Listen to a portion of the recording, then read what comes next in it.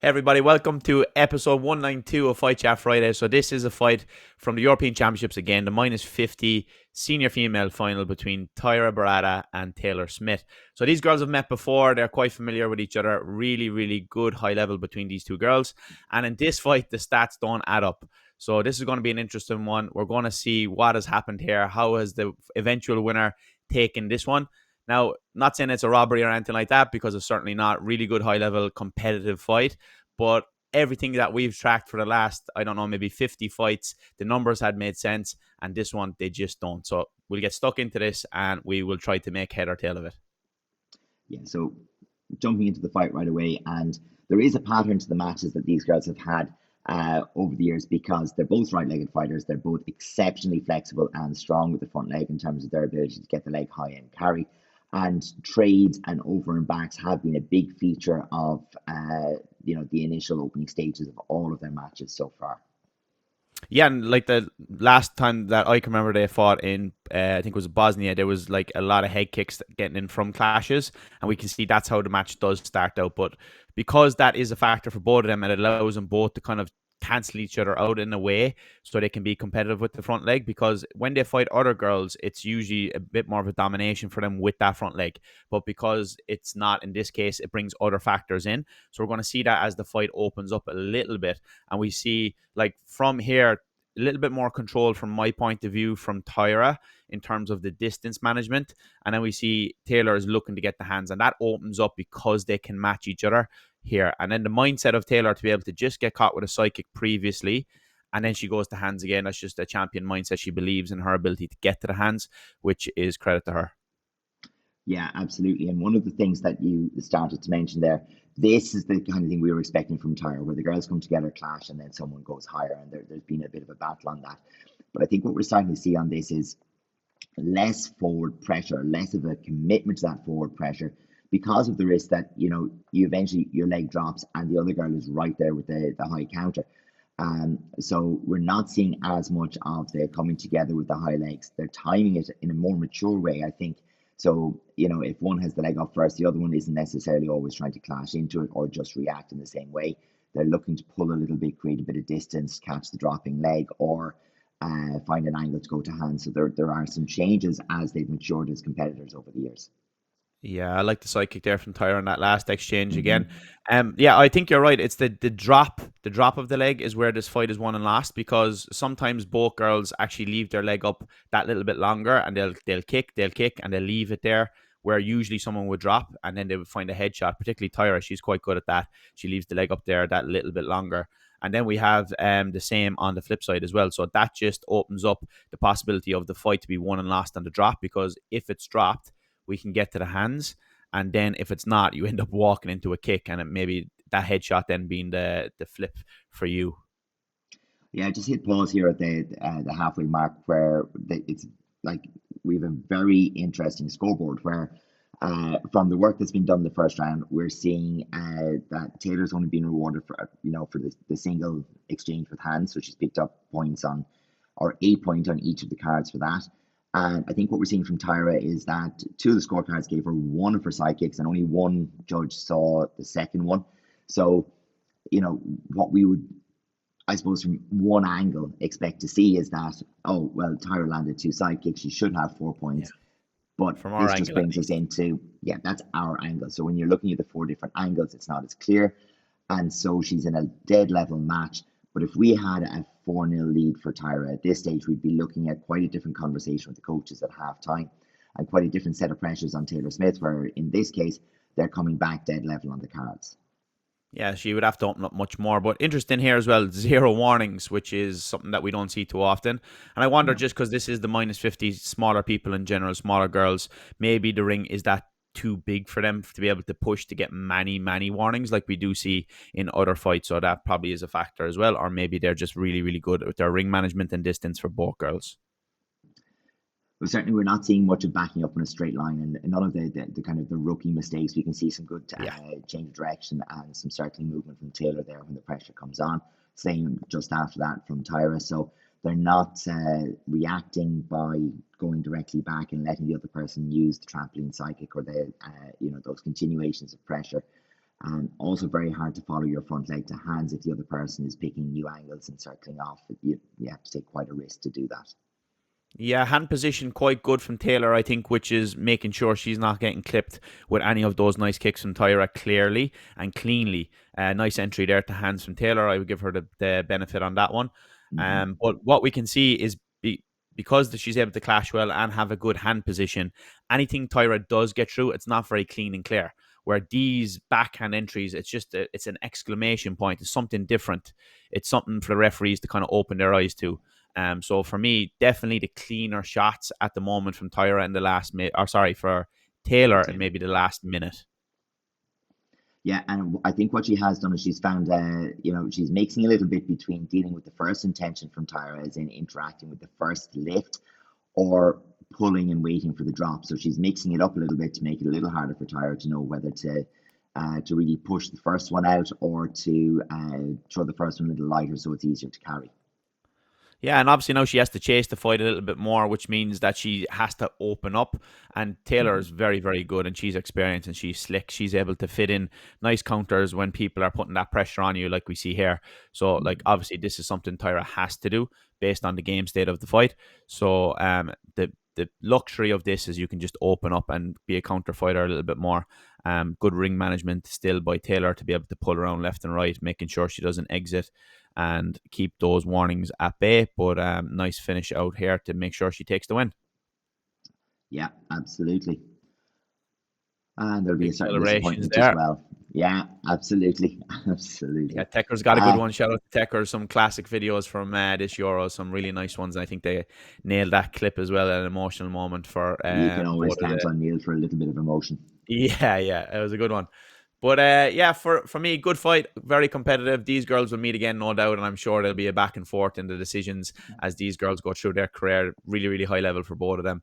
Shout out to Taylor as well, taking the best senior overall female. I think she did really well in the patterns as well. So Yeah, super. yeah, hard to do at that top level at senior. From the stats, we said they don't make sense, so let's get stuck into them and Yeah. dig a little deeper. Well, yeah. So, I mean, the first thing that we're seeing is the not a huge variety in terms of number of shots that are being thrown. We can see that the number of carries isn't particularly high compared to a lot of the matches that we've been watching the senior level. Both girls with less than 15 carries, and that in itself is quite unusual. On the flip side of it, Tyra very, very effective in terms of getting into contact with the sidekick, 16 thrown, 10 making contact. Really quite interesting.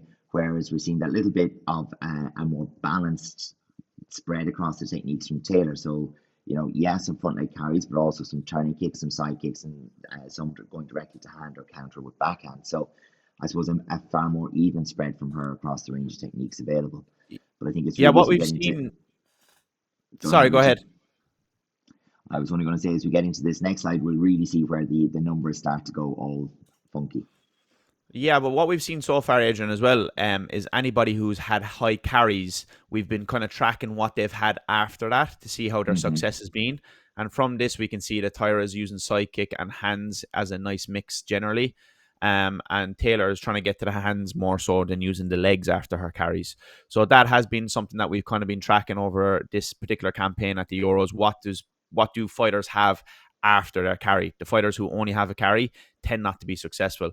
Also, something that I've noticed as well is the defensive sidekicks at this campaign have gotten a better return, just a Yeah. more visible, clearer score as opposed to the attacking sidekicks. I think this was the case here again for Tyra. Anything direct to the hip got a little return, but maybe not as clear a return on every single occurrence. Maybe that's particular angles that the referees are at or whatever, but something that is definitely notable. The defensive sidekicks, a clearer shot on the scoreboard anyway.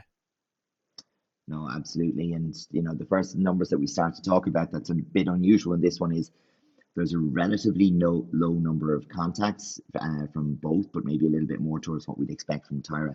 But Tyra, with more contacts, ends up not the winner in the match. And that in itself, that as a first protocol, has been incredibly unusual across the 50 or so matches that we've looked at so far.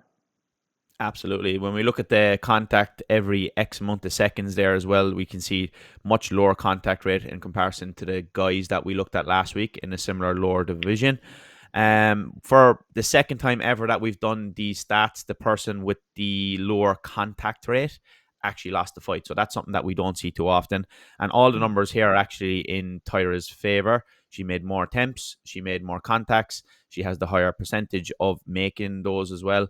And she has all the factors in her favor, but still didn't get the win. So maybe the next slide will tell a little bit more of the story, and we can see the scores are just that little bit cleaner. So the average flag score being higher, obviously that just is the difference at the end of the day. You either hit and you don't get hit, as opposed to the last slide. But then the clarity of these shots is very, very important. We can Mm. see that the lasting contact very close, so we are making that assumption that that is more important now. And we can see, based on Taylor being first into contact only 3 times compared to 4, you expect on paper, without watching the video of this fight, if you've seen this, okay, well then you expect maybe Tyra had a little bit more of a better return, but that wasn't the case. So again, alludes to the whole idea that whoever's last in contact is getting those exclamation points and stands out in the referee's minds to be able to get those clicks onto the scores. Yeah, I mean, we saw that as you're looking at the match, the two flags on the right hand side went to Taylor in the first round, 1 point, 1 point, but never came in Tyra's direction at all. And those are the ones where Taylor finished with the bigger differential. So there was certainly a case where Tyra's sidekicks that she was scoring tended to come in on the same side. So towards the left of the ring as we watched it, and towards the left front corner more so as we watched it. So you can, potentially imagine where, yeah, only one or two judges are seeing those each time. It causes a little bit of a problem. There's a relatively high number of exchanges, but they tended to be, fairly short exchanges, one kick each way, or one kick hands and a finishing kick, something along those lines. But really quite interesting. And this is the last one for us as well, where I think this is maybe the first time that we've kind of had a Yeah, good we've think never about seen this this, and before. we haven't really come across this one before, where we couldn't honestly say that Taylor was in control of any of those three from the triad, for the majority of the match. Like obviously in moments, but maybe that's the answer to that, isn't it? That she wasn't in control of it all of the time, but in some key moments, she certainly was. Yeah, like she did get through the distance quite well when she needed to, and she did manage it. But I think, particularly with just the sidekicks that Tyra got, her distance management was a little bit better overall, but not by much. Mm-hmm. But still, I give her the nod from my point of view, and I think she did control the intensity and the tempo a little bit better. So then, I suppose it poses the question: are we missing something here in these 3 levels of control? Is there another factor or area of control that we must consider and take it out of a triad and maybe put it into a quadrant of some sort? But Yeah. maybe there is another area. So if we just bring that question towards ourselves, like, where for you do you see the control coming from Taylor for her to win this fight, Adrian? Yeah. So I mean, I think the very first thing is that we're looking at it in terms of the control, in terms of the position of the flags. So as in Mm, she got her lead on two of those flags, and it never slipped, and there was always one flag in play for her that wasn't in play. I would say Tyra had one flag locked down. Taylor seemed to get to the point where she had two locked down, and there was one in play. I think perhaps the giving the judges more to see in terms of the thing about hands. And we always say, look, you have to outwork your opponent with hands typically to get the scores.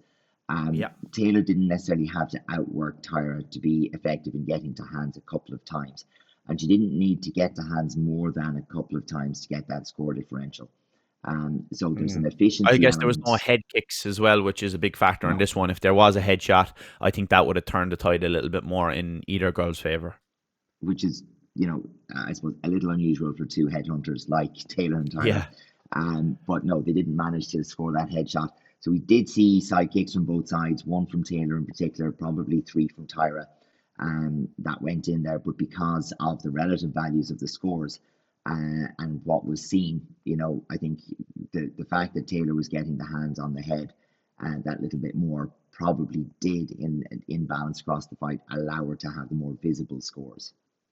Yeah, I think, like, I don't think they're like areas of control that we should include No. in our analysis of fights, but I think 2 things that stand out for me, just the differentiation on like what's been thrown. I think for referees, like, I've never been a referee at a high level, But I know that like sometimes you can get into a little bit of a lull if you're doing it for a couple of days on the trot, and then all of a sudden something different happens. So if these two girls are clashing, loads of front leg, clashing, and then something different happens, where whether it's Taylor getting the hands in particular in this fight, then Mm. I think that just sparks your senses to be more heightened and say, oh, there was something that was different there. That was a score. Let's click it.